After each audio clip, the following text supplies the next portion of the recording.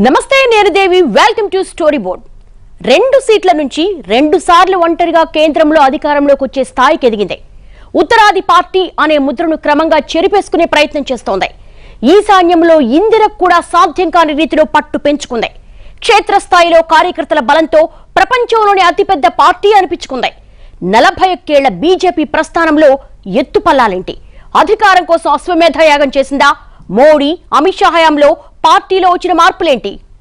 దేశ రాజకీయాల్లో భారతీయ జనతా పార్టీ ప్రస్థానాన్ని ప్రపంచవ్యాప్తంగా రాజకీయ విద్యార్థులు అధ్యయనం చేసే అంశంగా చెప్పుకోవచ్చు. బీజేపీ ప్రారంభించి సరిగ్గా 41 సంవత్సరాలు పూర్తయింది.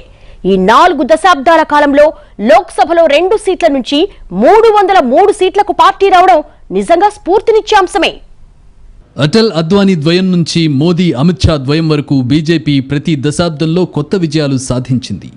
రామ్ జన్మభూమి ఉద్యమం కూడా పార్టీ ఎదుగుదలకు ఎంతగానో సహాయపడింది. 1980 ఏప్రిల్ 6న బీజేపీ స్థాపించినప్పటి నుంచి ఆ పార్టీ చరిత్ర భారతీయ జనసంఘ్తో ముడిపడి ఉంది.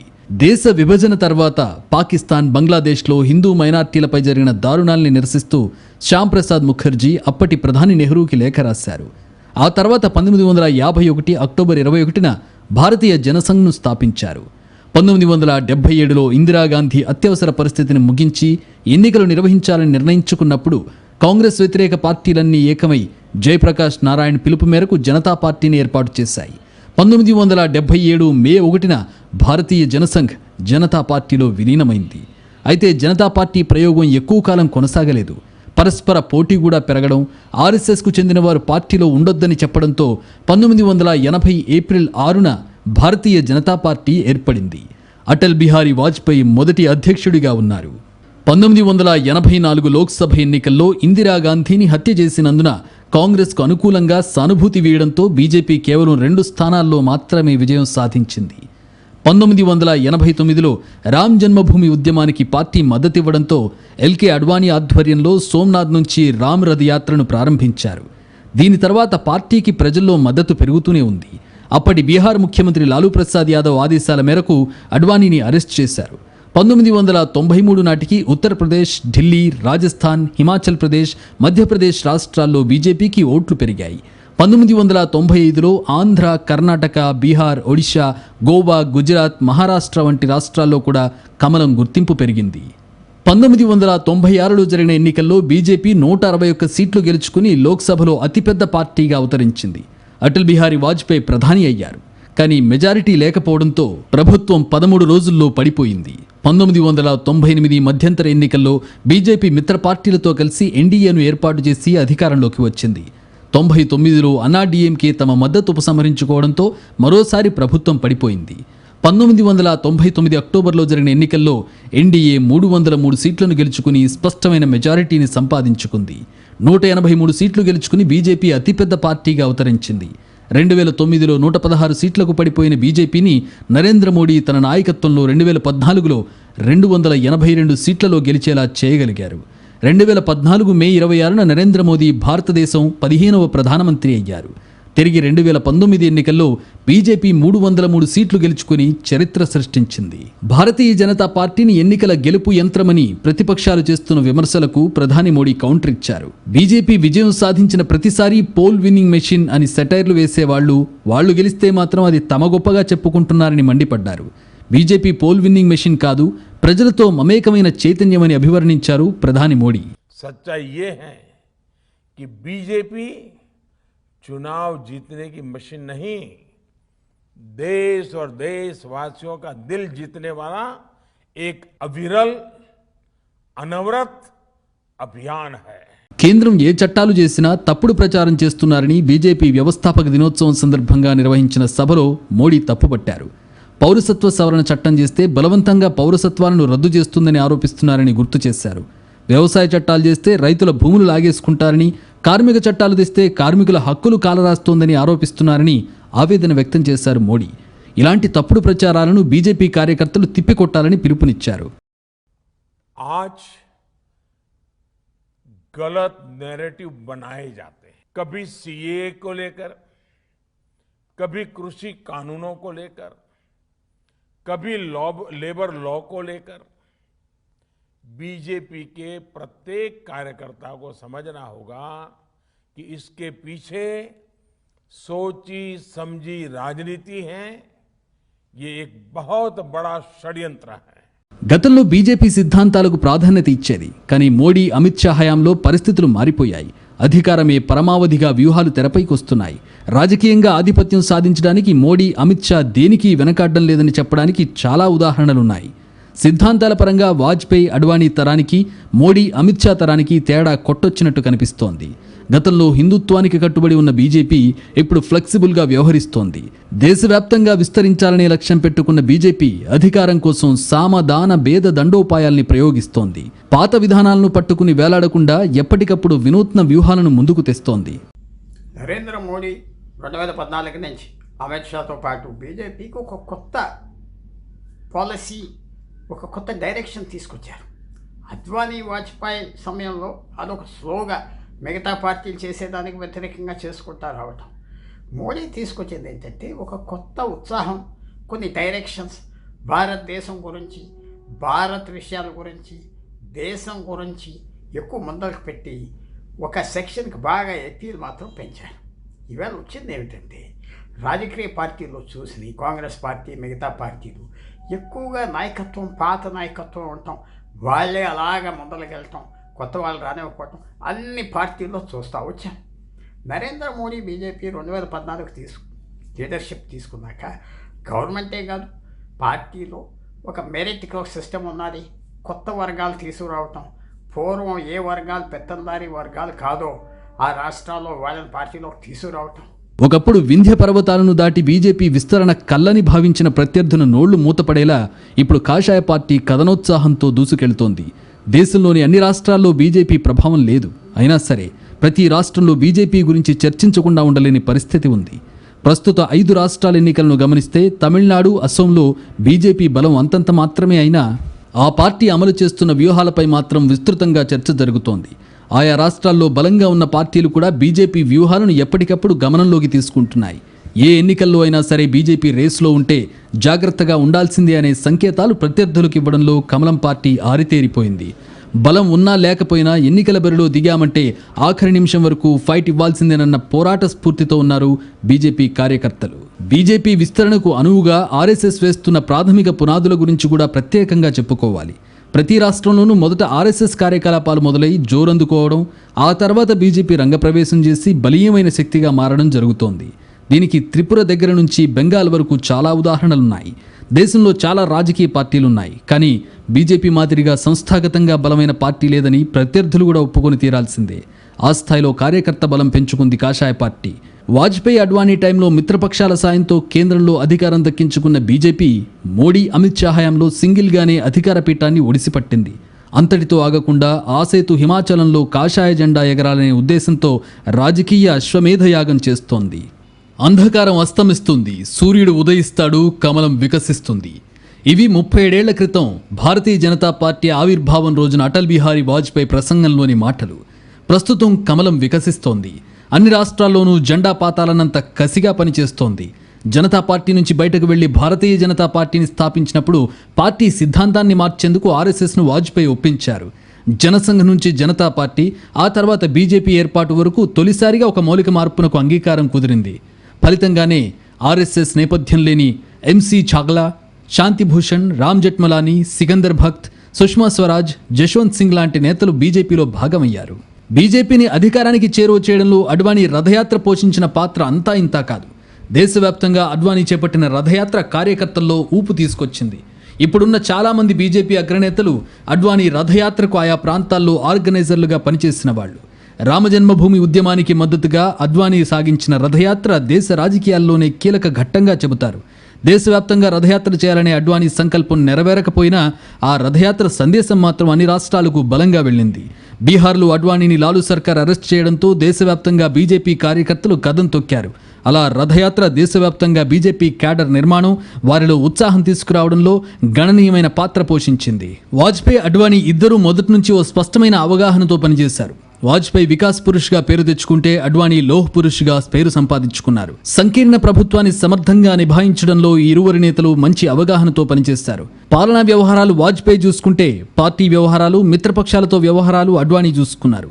అప్పుడప్పుడు పొరపచ్చాలొచ్చినా అవి పెద్దవి కాకుండా ఎప్పటికప్పుడు అవగాహనతో సర్దుకుపోయారు. భారతీయ జనతా పార్టీ అధికారంలో ఉండగా 1998 మే నెలలో పోఖ్రాన్ 2 అణు పరీక్షలను నిర్వహించింది. అప్పుడు అగ్రరాజ్యమైన అమెరికా, జపాన్, బ్రిటన్ సహా చాలా దేశాలు భారత్పై ఆంక్షలు విధించాయి. అన్ని విధాల సహాయ సహకారాలను నిలిపివేస్తామని బెదిరించాయి, నిలిపివేశాయి కూడా. భారతదేశాన్ని అణ్వస్త్ర దేశంగా తయారు చేయాలన్న సంకల్పంతో ఉన్న అటల్ బిహారీ వాజ్పేయి ప్రభుత్వం వీటిని సమర్థవంతంగా ఎదుర్కొంది. వాస్తవానికి ఈ పరీక్షలను అంతకు ముందే అధికారంలో ఉన్న కాంగ్రెస్ ప్రభుత్వం చేపట్టాల్సి ఉంది. కానీ అమెరికా బెదిరింపులకు ఆ పార్టీ తలొగ్గింది. వాజ్పేయి ప్రభుత్వం మాత్రం ముందస్తు వ్యూహాలు, కట్టుదిట్టమైన ప్రణాళికలతో మూడో కంటికి తెలియకుండా ఈ పరీక్షలను నిర్వహించడమే కాదు, ఆ తర్వాత ఎదురైన ఒత్తిళ్లను తట్టుకుని సత్తా చాటుకుంది. భారతీయులంతా సగర్వంగా తలెత్తుకునేలా చేసింది. అదే వాజ్పేయి ప్రభుత్వం ఒకే ఒక్క ఓటు తేడాతో అధికారాన్ని కోల్పోయిన పార్టీగా చరిత్రలో నిలవాల్సి వచ్చింది. మిత్రపక్షాలు మద్దతు ఉపసంహరించుకోవడంతో ఒకసారి 13 రోజుల్లో, మరోసారి 13 నెలల్లో అధికారం కోల్పోవాల్సి వచ్చింది. ఇలా అధికారాన్ని కోల్పోవడానికి సిద్ధపడిందే తప్ప ఏనాడు లాలూచీలు పడాలని, ఎదుటివారిని లాక్కోవాలని చూడలేదు. కేవలం ఒక్క ఓటు కోసం, ఒకే ఒక్క ఓటు కోసం కనుక తన యొక్క నైతికతని, విలువల్ని, విశ్వసించినటువంటి ధర్మాల్ని పక్కన పెట్టి వ్యవహరించినట్లయితే ఆ రోజున వాజ్పేయి గారి రాజకీయ ప్రస్థానం మరో రకంగా ఉండేది. బీజేపీ కావాల్సిందేంటి? ఈ దేశంలో పేదరికం లేకుండా చేయడం, కుల, మత, వర్గ విభేదాలు లేకుండా అందరికీ సమాన న్యాయాన్ని, స్వేచ్ఛను అందించడం, దేశాన్ని అభివృద్ధి పథంలో నడిపించడం, అన్ని విధాల దేశాన్ని అగ్రరాజ్యంగా అవతరింపజేయడం, మన ఘనమైన వారసత్వాన్ని నలుదిక్కులా చాటడం. అధికారంలో ఉన్నా లేకున్నా ప్రతి బీజేపీ కార్యకర్త, నాయకుడు పాటించే మంత్రం ఇదే. 1980 ఏప్రిల్ 6న ప్రారంభమైన బీజేపీ తన ప్రస్థానంలో ఎన్నో ఒడిదుడుకులను ఎదుర్కొంది. తొలిసారి లోక్సభ ఎన్నికల్లో పోటీ చేసినప్పుడు వాజ్పేయి, అడ్వాణీ లాంటి మహామహులైన నాయకులంతా పరాజయం పాలయ్యారు. ఇందిరాగాంధీ హత్య తర్వాత జరిగిన ఈ ఎన్నికల్లో బీజేపీ 2 సీట్లలోనే గెలుపొందింది. ఆ తర్వాత ఎన్నికల్లో 2 అంకెలు, 3 అంకెల సీట్లను సాధించి క్రమంగా కేంద్రంలో ప్రభుత్వాన్ని ఏర్పాటు చేసే స్థాయికి ఎదిగింది. ఆ తర్వాత మరల సీట్లు, ఓట్లు తగ్గి బలహీనంగా కనిపించినప్పటికీ గత 2 సార్వత్రిక ఎన్నికల్లో ఘన విజయాలను సొంతం చేసుకుంది. 2.5 దశాబ్దాల పాటు దేశాన్ని సంకీర్ణ ప్రభుత్వాలు నడపడంతో ఇక భారతదేశంలో ఏకపార్టీ ప్రభుత్వ ఏర్పాటు అసాధ్యమని రాజకీయ పండితులంతా ఏకగ్రీవంగా ప్రకటించిన సమయంలో బీజేపీ 2014 ఎన్నికల్లో 30% పైగా ఓట్లు, 282 సీట్లు సాధించి అందరినీ ఆశ్చర్యంలో ముంచెత్తింది. ఇది గాలివాటం కాదని నిరూపిస్తూ 2019 ఎన్నికల్లో 37% పైగా ఓట్లు, 300కు పైగా సీట్లు సాధించింది. భారతదేశంలో నలుదిక్కులా బీజేపీ తన ప్రాబల్యాన్ని పెంచుకుంటోంది. క్షేత్రస్థాయిలో ప్రత్యర్థులను తట్టుకుని నిలబడిన కోట్లాది మంది కార్యకర్తలు సాధిస్తున్న విజయం ఇది. కార్యకర్తలే బీజేపీకి పునాది, బలం. ఒక వ్యక్తి, ఒక నాయకుడు, ఒక కుటుంబంతో సంబంధం లేకుండా భారతదేశంలో ఇంత పెద్ద చారిత్రక విజయాలను నమోదు చేసిన ఏకైక పార్టీగా బీజేపీ ఎదిగిందంటే దానికి కారణం కార్యకర్తలే. ప్రస్తుతం 17 రాష్ట్రాల్లో బీజేపీ స్వయంగా గానీ, మిత్రపక్షాల రూపంలో గానీ అధికారంలో ఉంది. కానీ ఇప్పటి వరకు అధికారం చేపట్టని ప్రత్యర్థి పార్టీల్లోని నాయకులకు సరితూగే స్థాయిలో ప్రజాకర్షక నాయకులు లేని కేరళ వంటి రాష్ట్రాల్లో కూడా బీజేపీ బలంగా ఉందంటే బీజేపీ సిద్ధాంతాలను జీర్ణించుకుని జెండాను భుజాన పెట్టుకున్న కార్యకర్తలే కారణం. బీజేపీ వర్కర్స్కి ఎక్కువ ఇంపార్టెన్స్ ఇస్తుంది. ఆర్గనైజేషన్లో డైనెస్టీస్, వంశపాలికలు తగ్గించారు. తర్వాత ఒక డిసిప్లిన్ అనేది ఉన్నది. మనం పనిచేస్తే మనకు గౌరవం వస్తుంది, అది కూడా ఉన్నది. తర్వాత బీజేపీ వర్కర్కి టికెట్ ఇస్తే ఆయన సొంత సొమ్ము అక్కర్లేదు, ఏం అక్కర్లేదు, పార్టీ చూసుకుంటుంది. సో లాయల్టీ కూడా వస్తుంది. సిన్సియర్గా వర్కర్స్కి స్థానం ఇస్తే పెరగవచ్చా అంటే వర్కర్స్ కూడా అన్ని చోట్ల బీజేపీకి జాయిన్ అవుతున్నారంటే ఒక రకమైన ఇంపార్టెన్స్ కూడా పార్టీ వాళ్ళకి ఇస్తుంది. స్వాతంత్ర్యానంతరం సమగ్ర మానవతావాదం పేరిట భారతీయతను ప్రతిబింబించే సిద్ధాంతాన్ని ప్రతిపాదించారు పండిట్ దీనదయాళ్ ఉపాధ్యాయ.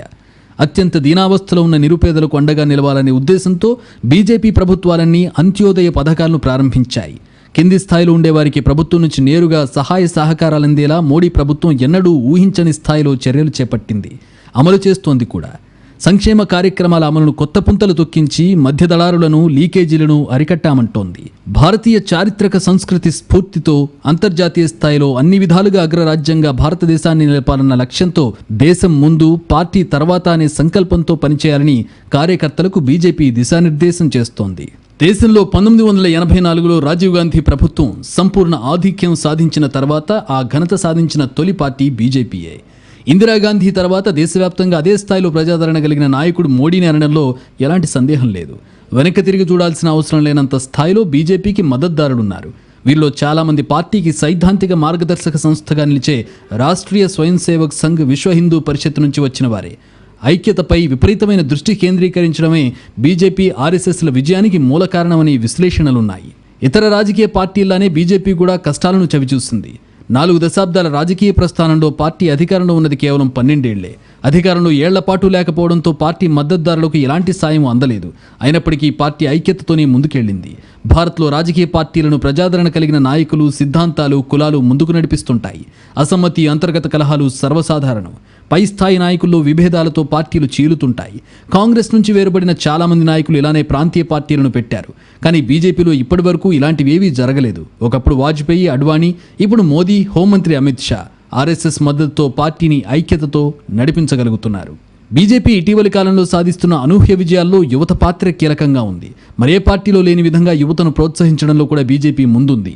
ఈ విషయంలో బీజేపీ యువమోర్చా అత్యంత క్రియాశీలక పాత్ర పోషిస్తోంది. కేవలం సిద్ధాంతాలు, ఆర్ఎస్ఎస్ మద్దతుతోనే బీజేపీ ఎన్నికల్లో గెలవడం లేదు. రాష్ట్రాలకు అనుగుణంగా వ్యూహాలు రచిస్తోంది. ఎప్పటికప్పుడు వినూత్న ఆలోచనలతో ముందుకొస్తోంది. ప్రత్యర్థులు ఊహించని ఎత్తుగడలతో విజయాలు సాధిస్తోంది. అధికారమే ధ్యేయంగా మోడీ, అమిత్ షా జోడీ ఎత్తులేస్తోంది. ముఖ్యంగా ఈశాన్య భారతంలో బీజేపీ సాధించిన విజయాలు అందరికీ షాక్ ఇస్తున్నాయి. ఇందిరాగాంధీ దేశ ప్రధానిగా ఏకఛత్రాధిపత్యంగా ఏలిన రోజుల్లో కూడా ఈశాన్యంలో కాంగ్రెస్ ఈ స్థాయిలో పట్టు సాధించలేకపోయింది. కానీ మోడీ నేతృత్వంలో బీజేపీ కేంద్రంలో అధికారంలోకి వచ్చిన కొద్ది కాలంలోనే ఈశాన్య రాష్ట్రాల్లో అధికారాన్ని నిర్దేశించే స్థాయికి ఎదిగింది. ఇప్పుడు ఈశాన్యంలో అన్ని రాష్ట్రాల్లోనూ బీజేపీ ప్రభుత్వాలు, ఆ పార్టీ మద్దతిస్తున్న సర్కారులు అధికారంలో ఉన్నాయి. ఒక్క సీటు కూడా లేని త్రిపురలో ఏకంగా అధికారం ఉట్టిగొట్టిన కాషాయ పార్టీ ఎన్నికల పరిశీలకుల్ని ఆశ్చర్యపరిచింది. ఇప్పుడు బెంగాల్లో దీదీకి చెమటలు పట్టిస్తోంది. బీజేపీ నాయకత్వానికి, నరేంద్ర మోడీకి, అమిత్ షాకి స్పష్టంగా తెలిసింది ఏంటంటే, మెజారిటీ తెచ్చుకోకపోతే మనతో మిగతా పార్టీలు ఉండరు, బేరం చేస్తారు, ఏడిపిస్తారు. అందువల్ల ప్రతి రాష్ట్రం, కొత్త రాష్ట్రాలు కేరళ, తమిళనాడు, తెలంగాణ, ఆంధ్రప్రదేశ్, అలాగే ఒక 10 సంవత్సరాలు వెస్ట్ బెంగాల్లో కూడా బీజేపీ స్టెప్ పెట్టి అశ్వమేధలాగా గెలవటానికి ఎలక్షన్స్ ప్రయత్నం చేస్తుందంటే ఎగ్జిస్టెన్స్ కోసం.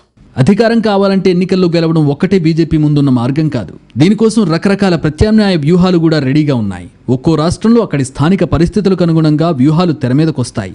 బీహార్లో అధికారం కోసం అవలంబించిన వ్యూహానికి, గోవాలో నడిపిన స్ట్రాటజీకి సంబంధం లేదు. మధ్యప్రదేశ్లో సర్కారును కూలదోసిన పద్ధతికి, కర్ణాటకలో చేసిన రాజకీయానికి పొంతన లేదు. ఇలా ఎక్కడికక్కడ ప్రత్యేకమైన వ్యూహాలతో బీజేపీ దూసుకెళ్తోంది. ఒకప్పుడు సిద్ధాంతాలే ముఖ్యమని భావించిన బీజేపీ ఇప్పుడు అధికారమే లక్ష్యం అనుకుంటోంది. ఎన్నికల గేమ్లో కూడా కమలం పార్టీ ఆరితేరింది. హిందీ బెల్ట్లో పట్టు కొనసాగిస్తూనే ఇతర రాష్ట్రాల్లో బలం పెంచుకునే రెండంచెల వ్యూహాన్ని కట్టుదిట్టంగా అమలు చేస్తోంది. రాష్ట్రాల అసెంబ్లీ ఎన్నికల్లో వచ్చే ఓట్ల శాతం పక్కన పెడితే పార్లమెంట్ ఎన్నికల్లో మాత్రం బీజేపీకి పలు రాష్ట్రాల్లో ఏకపక్షంగా ఓట్లు పడుతున్నాయి. కాంగ్రెస్ నానాటికీ బలహీనపడుతున్న తరుణంలో జాతీయ స్థాయిలో తిరుగులేని పార్టీగా మారింది బీజేపీ. గవర్నమెంటే కాదు, పార్టీలో ఒక మెరిటికల్ సిస్టమ్ ఉన్నది. కొత్త వర్గాలు తీసుకురావటం, పూర్వం ఏ వర్గాలు పెత్తందారీ వర్గాలు కాదో ఆ రాష్ట్రాల్లో వాళ్ళని పార్టీలోకి తీసుకురావటం, తర్వాత ఇతర పార్టీల నుంచి నాయకులు, పాపులర్ నాయకులు తీసుకురావటం, వాళ్ళకి స్థానం ఇవ్వటం. సో చాలా పనులు ఇలా చేసి ఇవాళ బీజేపీని ఒక బలమైన ఫోర్సు రాజకీయ పార్టీలో భారతదేశంలో చేశారు. ప్రత్యర్థుల్ని ఉక్కిరిబిక్కిరి చేసి, దృష్టి మళ్లించి, అనుకోని ఎత్తుగడలు అమలు చేసి వాళ్ళు తేరుకునేలోపే విజయాలు సాధిస్తూ దేశ రాజకీయాల్లోనే కొత్త ఒరవడికి శ్రీకారం చుట్టింది.